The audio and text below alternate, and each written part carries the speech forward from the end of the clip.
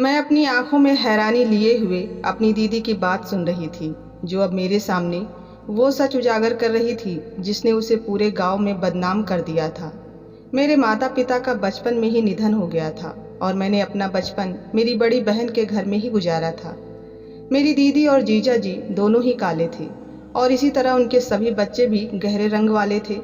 लेकिन सबसे आखिर में उनको एक बेटी पैदा हुई जो अपनी बहन भाइयों से सबसे अलग थी।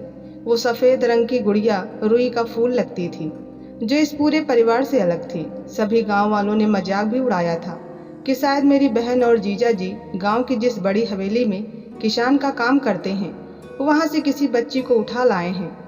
मेरी दीदी और जीजा जी ने पूरी जिंदगी इस बात का कोई जवाब नहीं दिया और हमेशा कहा कि ये हमारी ही बेटी है, लेकिन वो इस बच्ची को अपने बाकी बच्चों से ज़्यादा प्यार किया करते थे। इसके कपड़े भी बाकी बच्चों से अच्छे होते। मेरी बहन भी उसे इस तरह के काम नहीं करवाती थी जिस तरह के हम सब करते थे। मैं अक्सर सोचती रहती कि ऐसा क्या है इस बच्ची में जो मेरी दीदी इसका इतना ज़्यादा ख्याल रखती हैं। यहाँ तक कि अगर वो बच्ची मिट्टी में भी खेलती थी तो मेरी बहन उसे तुरंत गोद में उठा लेती और पूरा दिन उसे नहीं उतारती थी।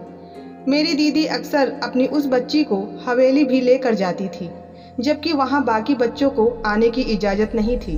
धीरे धीरे वो बच्ची बड़ी होती गई। इस दौरान मैं शादी करके अपने ससुराल चली गई। एक बार मैंने बड़ी अजीब सी बात देखी कि मेरी दीदी बिना किसी वजह के रोए जा रही थी, जैसे उसका अपना कोई मर गया हो। मैंने 1000 बार पूछा, लेकिन उसने मुझे कुछ भी बताने से इनकार कर दिया। उसका रोना मेरे मन में कई सवालों को खड़ा कर गया था। इसी बीच मैंने एक और बात नोटिस की कि अब दीदी अपनी उस बेटी से कुछ खपा खपा सी रहने लगी थी। कुछ दिन और बीत गए थे और एक दिन गांव में हंगामा मच गया था। मुझे पता चला कि मेरी बहन की वही बेटी घर से भाग गई है। सारा गांव थू थू कर रहा था। सब यही कह रहे थे कि जिस बच्ची को आज तक गर्व से पाला था वही आज मुंह काला करके भाग गई। जैसे ही ये खबर मेरे कानों तक पहुंची, वैसे ही मैं दौड़ी दौड़ी दीदी के घर पहुंच गई थी। वो लगातार रो रही थी और माया को याद कर रही थी। माया उसी लड़की का नाम था। जीजा जी भी शर्म से सिर झुकाए खड़े थे। लेकिन मैंने एक बात नोटिस की थी, मेरी बहन और जीजा जी दोनों के चेहरे पीले पड़ गए थे, जैसे कोई अजीब सी बात हो और वो उसे छिपाने की कोशिश कर रहे हो। दोनों आंखों ही आंखों में एक दूसरे से बात कर रहे थे और इस हरकत ने मुझे परेशान कर दिया। मैं उसी दिन रात में पूछने का इरादा करके सारा दिन बस लोगों को आते जाते देख रही थी। फिर शाम के साए ढलने लगे और जैसे ही मैंने उनसे पूछना शुरू किया था कि मेरे पति मुझे लेने आ गए थे। मेरी सास की तबीयत ठीक नहीं थी, उन्हें अस्पताल लेकर जाना था। फिर मैं वहाँ से ये कहकर निकल गई कि मैं 1-2 दिन में वापस आती हूँ, तब इस पे बात करेंगे। लेकिन किस्मत की करनी ऐसी हुई कि अगले ही दिन मेरी सास इस दुनिया से चल बसी और उनके अंतिम संस्कार और बाकी विधियों में 10-12 दिन लग गए। मेरी माँ जैसी सास का जाना दुख भरा था, तो उनके जाने के बाद मेरे कंधों पर कुछ ऐसी जिम्मेदारियाँ आ गई कि मैं बहन की सारी बातें भूल चुकी थी और मैं कुछ भी न पूछ सकी। मेरी दीदी इन दिनों थोड़ी परेशान सी थी और मेरे जीजा जी भी बहुत शांत रहते थे और अक्सर वो दोनों रात को बाहर जाते थे। एक बार फिर मेरे मन में शक पैदा हो गया था। मुझे लग रहा था कि शायद मेरी दीदी कुछ गलत कर रही हैं या शायद उनके साथ कुछ गलत हो रहा है। जैसे जैसे दिन बीत रहे थे मेरा शक भी बढ़ता जा रहा था और फिर एक दिन माया वापस आ गई, लेकिन वो अकेली नहीं थी। उसके साथ जो लड़का था उसे देखकर हम सब दंग रह गए। ये तो हमारे गांव की बड़ी हवेली के छोटे मालिक थे, जिन पर उस गांव की सारी लड़कियां मरती थी। उन्हें देखकर इस गांव की आधी लड़कियां रुक जाया करती थी। वो तो बाला का खूबसूरत था, ऊंचा लंबा कद, गोरा चिट्टा। वो कई दिलों की धड़कन था। लेकिन एक बात जो हम सभी के लिए हैरान करने वाली थी वो ये थी कि आखिर छोटे मालिक ने इस तरह भागकर शादी क्यों की थी। वो इतने बड़े परिवार से थे कि वो लोग अगर एक बार भी किसी से पूछते तो वो तुरंत अपनी बेटी दे देते। माया को छोटे मालिक के साथ देखकर दीदी ने अपना सिर पीट लिया और जोर जोर से चिल्लाना शुरू कर दिया, अरे माया, तुमने ये क्या किया? तुझे पूरी दुनिया में यही मिला था क्या? दीदी जो पहले माया को देखकर थोड़ी खुश हुई थी, वो अब छोटे मालिक को देखकर अपनी हालत संभाल नहीं पा रही थी और इसी तरह दीदी रोते रोते जमीन पर गिर गई। उसके गिरते ही माया आगे आई और दीदी को संभालना चाहा, लेकिन जीजा जी ने उसे मना कर दिया और उसे वहाँ से जाने के लिए कहा। पूरा गांव आंखें फाड़ के ये नज़ारा देख रहा था कि देखो, माया की हिम्मत और उसकी माँ, जिसने सारी जिंदगी जिस हवेली का नमक खाया, अब बेटी की उसी हवेली में शादी होने पर रो रही है। जीजा के कहने पर माया रोती हुई घर से बाहर निकल गई। उसकी आंखों में कई आंसू थे, जिन पर एक पल के लिए मेरा भी दिल दुखी हो गया था। लेकिन फिर अगले ही पल मुझे मेरी दीदी की दयनीय हालत का ख्याल आया।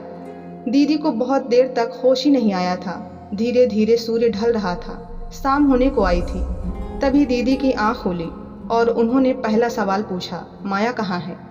अब की बार जीजा जी ने जवाब दिया था। उन्होंने बताया कि उन्होंने माया को घर से निकाल दिया है। जिस पर दीदी ने शक भरी नजरों से जीजा की ओर देखा और फिर से रोने लगी और लगातार यही बोले जा रही थी कि हमसे गुनाह हो गया है माया के पापा, हम लोग कुछ न कर सके, हमसे गुनाह हो गया, बल्कि ये गुनाह ही नहीं है, हमने बहुत बड़ा पाप कर दिया है। ऐसी ही बातें करते करते दीदी फिर से सो गई और मेरा दिमाग वहीं अटका था कि आखिर मेरी दीदी से ऐसा कौन सा गुनाह हुआ है जिस पर वो इस तरह से रो रही हैं। मैं उस रात अपने पति से परमिशन लेकर दीदी के घर पर ही रुक गई थी ताकि अपनी दीदी से पूरी सच्चाई जान सकूं, क्योंकि मेरी छठी इंद्रियां कह रही थी कि मेरी दीदी सबसे कुछ न कुछ जरूर छुपा रही हैं। बहुत देर तक गांव वाले आकर दीदी का हाल चाल पूछते रहे और ज्यादातर लोगों ने यही कहा कि लड़के का घर तो इतना बड़ा है, तुझे तो खुश होना चाहिए कि ऐसा दामाद मिल गया है। सारी दुनिया ऐसा दामाद चाहती है और तुम हो कि नाराज हो रही हो। लोगों की ऐसी बातें सुनकर दीदी फिर से रोने लगती और अपना सिर पीट लेती। इसी वजह से मैंने उसके बाद किसी को भी घर में आने नहीं दिया। जो भी आता उसे मैं यही कहती कि दीदी सो रही हैं। मैंने दीदी के पास बैठकर खाना बनाया। जब रात हुई तो दीदी सबसे पहले लेट गई और मैं उसे सोते हुए देखते रह गई। तभी रात का न जाने कौन सा समय था जब मैंने दीदी को अपनी चारपाई से उठते हुए देखा। मैं भी अपनी आंखें बंद करके लेटी रही। मैं बस ये देखना चाहती थी कि वो क्या कर रही हैं। दीदी को जब यकीन हो गया कि मैं सो गई हूँ तो वो कमरे में मौजूद एक बक्से के पास बैठ गई और अपने पल्लू से लगे चाबी से उसे खोल दिया। मुझे अचानक से याद आया कि दीदी ने कभी ये बक्सा खोलने नहीं दिया। मैं चुपके से एक आंख खोलकर सब कुछ देख रही थी। वो दूसरी ओर से बक्से से कुछ चीजें निकाल रही थी। मैं हमेशा सोचती थी कि दीदी अपने गहने इसी बक्से में रखती होंगी, शायद इसीलिए उसे खोलती नहीं थी। और आज मुझे ये भी जानने की उत्सुकता थी, इसीलिए मैं चुपचाप सब कुछ देख रही थी। दीदी एक एक करके सामान निकालने लगी थी और मैं उन चीज़ों को देखकर चौंक गई। सबसे पहले कुछ कपड़े थे जो एक बहुत ही छोटे से बच्चे के थे। उसके बाद कपड़ों का साइज बड़ा होता गया, वो सब लड़कियों के कपड़े थे। उसके बाद दीदी ने खिलौने निकालने शुरू कर दिए। कुछ प्लास्टिक के थे तो कुछ मिट्टी के थे। उसके बाद तस्वीरों की बारी आई। एक एक करके वहाँ ढेर सारी तस्वीरें हो गई थी। मैंने अपने दिमाग पर जोर डाला तो देखा कि उनमें से कुछ कपड़े माया के थे जो बचपन से अब तक वो पहनती आ रही थी, और कुछ खिलौने भी उसी के थे। लेकिन बाकी के कपड़े और खिलौने तो मैंने माया के पास कभी नहीं देखे थे। उसके बाद दीदी ने तस्वीरों को देखना शुरू किया तो वो शुरू की तस्वीरें थी जो शायद माया की थी, लेकिन उसके बाद उनमें और एक तस्वीर जुड़ गई थी। मैं इतनी दूर नहीं बैठी थी कि उनका चेहरा ना देख सकूं, लेकिन फिर भी वो दूसरा चेहरा जो एक लड़की का था वो मेरी पहचान में नहीं आ रहा था। लेकिन उसकी शक्ल मेरी बहन और जीजा जी से काफ़ी मिल रही थी, और ख़ास बात ये थी कि उसका रंग भी सांवला सा था जैसे दीदी के बाकी बच्चों का था। दीदी ने अपना दुपट्टा सामने ज़मीन पर रखा और एक एक करके सारा सामान उस पर रखना शुरू कर दिया, और साथ साथ चूमती फिर रोती जाती और फिर एक गठरी बना ली। मैं देखना चाहती थी कि दीदी कहाँ जाती हैं। उसने गठरी उठाई और आंगन पार कर गई जिसमें सभी लोग चारपाई बिछाकर सो रहे थे। आंगन के बाहर जाकर दीदी ने वो गठरी ज़मीन पर रख दी और उस पर मिट्टी का तेल डाल दिया। इसके पहले वो सभी चीज़ों को आग लगा देती, मैं तुरंत आगे बढ़ी और उसका हाथ पकड़ लिया। मुझे देखकर दीदी की हवाइयाँ उड़ चुकी थी। मैंने वो गठरी उठाई और दीदी को साथ लेकर अंदर आ गई। उसे चारपाई पर बिठाया और उसके हाथ में पानी का गिलास थमा दिया। दीदी अब सिर झुकाए बैठी थी, मानो जैसे उसका कोई राज पकड़ लिया गया हो। मैंने उठकर एक बार फिर से बाहर देखा कि कहीं कोई जाग तो नहीं रहा है, और फिर जब मुझे तसल्ली हो गई कि सब लोग सो चुके हैं तो मैंने अपनी बहन से वो सवाल किया जो काफ़ी दिनों से मेरे दिमाग में घूम रहा था। मैंने उसे बोल दिया कि मुझे कई दिनों से तुम अजीब सी लग रही हो, कभी एकदम से रोना तो कभी एकदम से चुप हो जाना, और पहले वाली उन सभी चीज़ों को देखना, उन्हें चूमना और फिर रोना। और फिर आग लगाने के लिए ले जाना। मुझे ये सब ठीक नहीं लगा। मैंने उससे ये भी कहा कि तुम ये जो भी कुछ कर रही हो वो मुझे संदेहजनक लग रहा है। कुछ समय पहले माया के लिए आपका रवैया कुछ और था, और अब उसके लिए इतना रोना धोना क्यों दीदी, क्यों? मेरे इस बात पर दीदी ने कहा कि तुम जैसा सोच रही हो वैसा कुछ भी नहीं है। ये तो सब ऐसे ही हुआ है, ये सिर्फ मेरे दिमाग का पागलपन है। लेकिन मुझे उसकी बात में बिल्कुल सच्चाई नहीं लग रही थी और मैंने बात को एक बार फिर से दोहराया था, लेकिन उसने फिर से मना कर दिया। मैंने उससे काफी कुछ कहा था कि शायद इस बच्ची के गोरे रंग की वजह से उसे कुछ नहीं कहती, जबकि काले बच्चों को उनकी थोड़ी सी ही गलती पर बहुत डांटा करती हो। इसका मतलब ये हुआ कि वो बाकी बच्चों से प्यार नहीं करती थी, या फिर शायद वो अपनी ही बेटी की खूबसूरती पर फिदा हो गई है, इसीलिए वो ये सब कर रही है। इस इल्जाम से उसकी आंखें नम हो गई थी और फिर उसने मेरे सामने सच उगलना शुरू कर दिया और मुझे वो राज बताया जिसे वो आज तक दुनिया से छिपाती आई थी। उसने बोलना शुरू कर दिया था और मेरा मुंह उसकी बात पर खुलता गया था। 17 साल पहले मैं पेट से थी और उन दिनों हम लोग बड़ी हवेली वालों के लिए उनकी हवेली पर काम किया करते थे। तभी मालकिन के घर भी बच्चा पैदा होने वाला था। पहला बेटा 4 साल का था जिसका नाम बलराम था। मुझे याद है एक बार बलराम ने मालकिन से कहा था कि मुझे बहन चाहिए। उसका अंदाज इतना प्यारा था कि मुझे उस बच्चे पे प्यार आया, लेकिन मालकिन ये सुनकर रोने लगी और काफ़ी देर तक रोती रही। मैं सोचने लगी, क्या बड़े लोगों को भी अपनी बच्चियों के नसीब से डर लगता है, या शायद उन्हें बेटी नहीं चाहिए थी। कुछ दिन ऐसे ही बीत गए थे और फिर एक रात मुझे दर्द हुआ और उस रात मैंने एक बच्ची को जन्म दिया। उसी रात मालकिन के घर में भी एक बच्ची का जन्म हुआ। हर तरफ बधाइयों का शोर था, लेकिन मालिक और मालकिन के चेहरे पर मुझे चिंता के भाव दिखाई दे रहे थे और ये बात मैं समझ नहीं पा रही थी कि आखिर ये सब क्यों। हम तो गरीब होकर भी बेटी के जन्म पर खुश होते हैं, लेकिन ये लोग तो बड़े अमीर हैं और पहली ही बेटी पैदा हुई है, तो फिर ये परेशानी क्यों? मैं मन ही मन में मालकिन से बात करने का इरादा करके सो गई थी। ऐसे ही 2 दिन बीत गए थे। मालकिन ने मुझे अपने कमरे में बुलाया तो मैं थोड़ी चकित हुई, लेकिन अपनी बेटी के साथ उनके कमरे में चली गई। मैं काफ़ी समय से यहाँ पर काम कर रही थी, लेकिन कभी मालकिन के कमरे में नहीं गई थी। आज जब मैंने वहाँ पर कदम रखा तो मेरी आंखें डबडबा गई। ऐसी शानो शौकत तो सिर्फ राजा महाराजाओं के घरों में ही होती होगी जैसी वहाँ थी। तभी मेरी नज़र बिस्तर पर पड़ी जहाँ किसी राजशाही के खजाने के समान अनगिनत रत्न रखे हुए थे। जब मैंने वो देखा तो मैं एकदम दंग रह गई और दूर खड़ी हो गई कि कहीं मुझ पर उनमें से कुछ चोरी होने का इल्जाम न लग जाए। हालांकि मेरी नज़र अभी भी उसी सोने के ढेर पर थी जिसकी रोशनी से मेरी आंखें चमक उठी थी। तभी मालकिन आगे बढ़ी और मुझे बैठने को कहा। मैं रुक गई और वहीं ज़मीन पर बैठ गई, लेकिन मालकिन ने मुझे कंधों से पकड़कर बिस्तर पर बिठा दिया और कहने लगी, पूनम तुम मुझे अपनी बच्ची दे दो, तुम अपनी बेटी मेरी गोद में डाल दो। खुदा की कसम तुम्हें कभी भी इसकी तरफ से कोई भी मुश्किल नहीं होगी। ये बात सुनते ही मेरे कान खड़े हो गए और मेरी नज़र मेरे गोद में मासूम मेरी बच्ची पर पड़ी जो उस वक्त अपना अंगूठा चूस रही थी। मैंने घबराते हुए कहा था कि मालकिन आपकी तो खुद एक बच्ची है, तो फिर मेरी इस काली कलूटी लड़की की क्या ज़रूरत आ पड़ी। ये बात सुनते ही मेरी मालकिन ऐसे रोने लगी थी मानो जैसे मैंने उनकी दुखती नस पर हाथ रख दिया हो। रोते हुए उन्होंने कहा, पूनम मजबूरियाँ किसी इंसान को नहीं देखती, उन्हें नहीं पता कि बेटियों को कैसे पाला जाता है। मालकिन की बात पर मुझे उनकी आंखों में डर नजर आया और मेरी जिज्ञासा बढ़ गई। पूनम मेरी बेटी मुझसे ले लो और अपनी बेटी मुझे दे दो, मालकिन ने एक बार फिर गिड़गिड़ा कर कहा था। अब इससे पहले कि मैं कुछ और कह पाती वो मेरे पैरों पर गिर गई थी और मेरे पांव पकड़ लिए थे। इतने बड़े महल की मालकिन को मेरे पैरों पर गिरता देखकर मैं हैरान रह गई थी। मैंने तुरंत उन्हें उठाकर ऊपर बिठा दिया, लेकिन उन्हें किस तरह दिलासा दूं मेरे कुछ भी समझ में नहीं आ रहा था।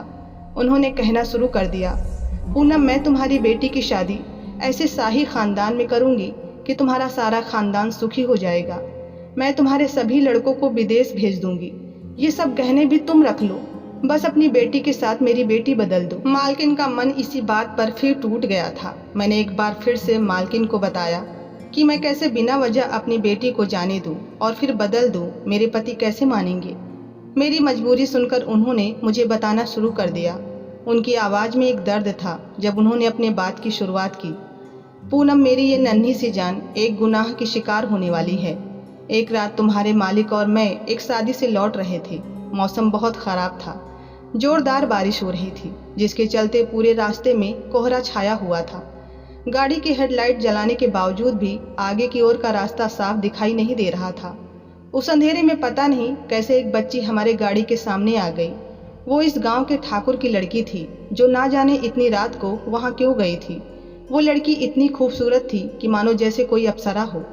ठाकुर ने हमें पंचायत के सामने पेश किया था। वो लोग अपनी बेटी की हत्या को माफ करने के लिए तैयार नहीं थे, लेकिन चूंकि ऐसा जानबूझकर नहीं किया गया था, इसलिए फांसी की जगह पंचायत ने एक अनोखी सजा सुना दी थी। वो ये थी कि जब हमारी बेटी 18 साल से बड़ी हो जाएगी तो उस बेटी को किए हुए गुनाह की सजा के रूप में ठाकुर के परिवार को दे दिया जाएगा।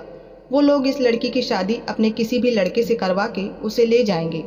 आगे चल के वो जो कुछ भी करेंगे वो उनकी मर्जी होगी, लेकिन बेटी वैसी ही खूबसूरत होनी चाहिए। बदसूरत बच्ची या फिर पैसे वो लोग नहीं लेंगे। और हमारी सिर्फ यही एक ही बेटी है, जो कि अभी से ही बहुत खूबसूरत है, तुम तो देख ही चुकी हो। ये कहते हुए उन्होंने अपनी बच्ची मेरे सामने की थी। वो ऐसे लग रही थी जैसे कोई चांद का टुकड़ा हो। तो इसका मतलब ये था कि इसे ठाकुर के घर जाना था। मैंने अपनी बेटी की तरफ देखा और मैं तुरंत समझ गई थी कि मालकिन क्यों सिर्फ मेरी ही बच्ची मांग रही हैं। मेरी इस बेटी का रंग भी बाकियों की तरह ही काला था।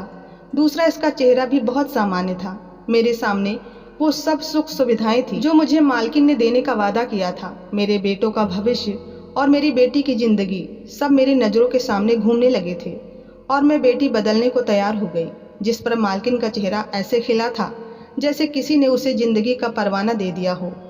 मालकिन ने मेरे झोली में बहुत सारे गहने डाल दिए और वही अपनी बच्ची को भी मेरी झोली में डाल दिया। वो अपनी बच्ची को बहुत देर तक देखती रही। वो बच्ची इतनी नाजुक गुड़िया जैसी थी कि मैं उसे देख कर भी छू न सकी। मालकिन ने मुझसे कहा कि मैं अक्सर इस बच्ची को लेकर आया करूं और इस तरह वो अपनी बच्ची को भी देख लिया करेंगी, लेकिन हम बच्चियों को कभी ये नहीं बताएंगे कि वे कौन हैं। जब दोनों लड़कियां बड़ी हो जाएंगी और इनकी शादियां हो जाएंगी तब हकीकत बता देंगी। मालकिन की इन बातों से भला मुझे क्या परेशानी हो सकती थी। मैंने भी तुरंत हाँ कह दिया और अपने पति को भी जैसे तैसे करके मना ही लिया। और इस तरह हमारे गरीब घर में एक राजकुमारी पल रही थी और हमारी बेटी वहाँ महलों में जिंदगी जी रही थी। मैं अक्सर वहाँ जाकर उसे देखती और कभी कभी उसकी तस्वीरें और छोटे छोटे कपड़े छुपा कर ले आती थी। उन्हें देखकर मुझे लगता था कि यही मेरी बच्ची है। जैसा कि तय हुआ था, मैं माया को भी महल में लेकर जाती थी। वो वहां जाकर बलराम के साथ खेलती रहती और मैं भी उसे खेलने देती, क्योंकि मुझे लगता था कि उन दोनों के बीच घनिष्ठता होगी। ऐसे ही कई साल बीत गए और हमारी बच्चियां अब बड़ी होती गई। माया और मधु दोनों 18 साल की हो चुकी थी। ठाकुर ने जो सजा के तौर पर तय हुआ था उसके बारे में मांग की थी और वे मधु को देखने फिर आ गए। फिर वही हुआ जो मालकिन ने कहा था। वो लोग मधु को साथ में लेकर नहीं गए थे। उनको बदले में एक खूबसूरत लड़की चाहिए थी, काली कलूटी नहीं। और ना ही वो लोग एक फूटी कौड़ी भी लेकर गए। इस बात से मैं भी हैरान थी, लेकिन हम सभी को इस बात का जवाब 3 दिन बाद मिला था, जब मधु अपने कमरे में मृत पाई गई थी। वो लोग खून का बदला खून से ले चुके थे। बेटी बदसूरत थी तो क्या हुआ, बेटी तो थी। उस दिन मालकिन बहुत रोई थी। आखिर उन्होंने ही तो मधु को पाला था और मैं भी अपने इस दुख में रो रही थी, क्योंकि मैं अपनी बेटी को कभी ठीक से गले भी ना लगा पाई थी। कुछ दिन और बीत गए कि एक और भूचाल आया था। माया ने मुझे और अपने पापा से हवेली के छोटे मालिक यानी बलराम के साथ शादी करने के बारे में कहा था। इस पर हम दोनों ने तुरंत मना कर दिया था। आखिर हम दोनों उसकी शादी उसके सगे भाई से कैसे करवा सकते थे। ये तो बहुत बड़ा पाप था जो माया हमें करने के लिए कह रही थी। हम दोनों बहुत परेशान थे कि इस समस्या से कैसे छुटकारा पाया जाए। अभी हम यही सोच विचार में थे ही कि माया घर से भाग गई। हमारे सारे किए कराए पर पानी फिर गया था। इस बच्ची की जिंदगी बचाने के लिए हमने अपनी बेटी खो दी थी और ये हमारा ही मुंह काला करके चली गई। आज जब वो अपने पति के साथ आई है तो मैं ये कैसे देख सकती थी कि वो अपने ही भाई की बीवी है। दीदी मुझे सब कुछ बता चुकी थी और अब वो फूट फूट कर रोने लगी थी। मैं हैरानी से सब कुछ सुन रही थी कि हमें कभी भी कुछ कैसे पता नहीं चला। दीदी के दर्द और उनके दुख को सोचकर मेरी आंखों से आंसू निकल पड़े और मैंने दीदी को गले लगा लिया। अगले दिन सुबह सुबह दीदी और जीजा जी हवेली पे जाने के लिए तैयार हुए। अब उन दोनों ने सोच लिया था कि वो अब कुछ भी नहीं छुपाएंगे, माया को सारी हकीकत बता देंगे। आज मैं भी उनके साथ थी। जब हम हवेली पहुंचे तो सामने ही मालकिन नजर आ गई, जो मालिक को चाय दे रही थी। आज दीदी का सिर झुका हुआ नहीं था। वो उन दोनों के सामने एक कुर्सी पर बैठी थी और उसने मालकिन से कहा कि उसने अपनी बेटी को तो बचा लिया है, लेकिन वो एक बहुत बड़ा पाप कर बैठी है। इस बात पर अचंभित होकर मालकिन ने दीदी को देखा था और पूछा था कि क्या हुआ पूनम, तुम ऐसा क्यों कह रही हो। इस पर मेरी दीदी ने उन्हें बताया था कि माया ने भागकर बलराम से शादी कर ली है। आखिर सगे भाई बहन कैसे शादी कर सकते हैं। ये कहते हुए दीदी की आंखों में आंसू आ गए थे। मालकिन ने ये बात सुनकर आवाज़ लगाई कि माया और बलराम बाहर आ जाएं, और फिर मालकिन ने कहना शुरू कर दिया था। आज एक और हकीकत का राज खुला था। मालकिन ने कहा कि बलराम हमारा बेटा नहीं है, बलराम तो मेरे पति के दोस्त का बेटा है। उनकी और उनकी बीबी की एक कार दुर्घटना में मौत हो गई थी। तब मैंने और दिग्विजय साहब ने बलराम को पाला था। ये हमारा सगा बेटा नहीं है। मालकिन के इस राज को खोलने पर मेरी दीदी का रंग फीका पड़ गया था। उन्हें कभी ये सच्चाई तो बताई भी नहीं गई थी। सारी मुश्किलें इन बेचारे गरीब लोगों को ही अपने जीवन में झेलनी पड़ती हैं। मालकिन ने आज फिर मेरी दीदी के पैरों को छुआ था, लेकिन आज मेरी दीदी वहां से उठकर चली आई थी और मैं रास्ते भर यही सोच रही थी कि क्या सारे बलिदान गरीबों के लिए ही लिखे गए हैं। मेरी दीदी ने जीवन भर अपमान ही देखा था और अपनी बेटी को भी खो दिया था। क्या गरीबों का खुशियों पर कोई अधिकार नहीं होता। कहानी कैसी लगी कमेंट में ज़रूर बताएं। पसंद आए तो लाइक करें और चैनल को सब्सक्राइब करना ना भूलें। धन्यवाद।